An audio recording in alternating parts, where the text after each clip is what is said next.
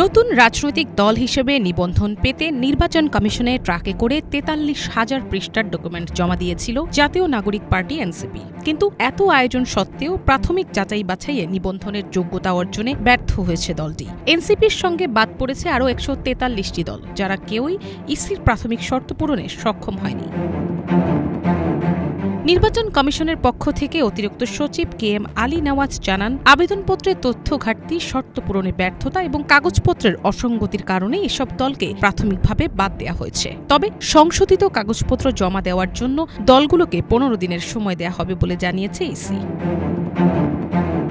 এর আগে ২৩ জুন নির্বাচন কমিশনে ট্রাকে করে ৪৩,০০০ পৃষ্ঠার ডকুমেন্ট জমা দেওয়ার সময় এনসিপির মুখ্য সমন্বয়ক নাসির উদ্দিন পাটোয়ারি দাবি করেছিলেন, নিবন্ধনের জন্য যা যা দরকার তার সবকিছুই তারা জমা দিয়েছেন। কিন্তু বাস্তবে দেখা গেল এত ঢাকঢোল পিটিয়ে ট্রাকে করে ডকুমেন্ট নিয়ে গিয়েও শেষমেশ তথ্য ঘাটতির কারণে প্রথম ধাপে বাদ পড়েছে এনসিপি।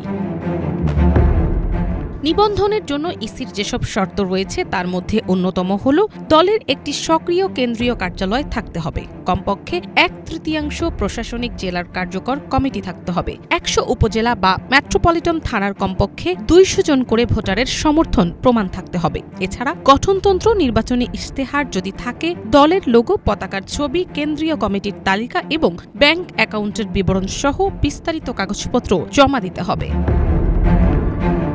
বর্তমানে দেশে নিবন্ধিত রাজনৈতিক দলের সংখ্যা ৫১টি। এবার যেসব নতুন দল আবেদন করেছে তাদের কেউই প্রাথমিক ধাপ পার হতে পারেনি। প্রথম ধাপে নির্বাচন কমিশন থেকে ৬২টি দলকে চিঠি দেওয়া হবে। পরবর্তী ধাপে অন্যান্য দলগুলোকেও চিঠি দেওয়ার কথা জানায় কমিশন। নির্ধারিত সময়ের মধ্যে যেসব ত্রুটি বিচ্যুতি আছে তা পূরণ করতে নির্দেশ দেয় ইসি। যেসব দল ঘাটতি পূরণ করে নির্ধারিত সময়ের মধ্যে সংশোধিত কাগজপত্র জমা দিতে পারবে, শুধু তারাই পরবর্তী ধাপে বিবেচনায় আসবে বলে জানায় তারা।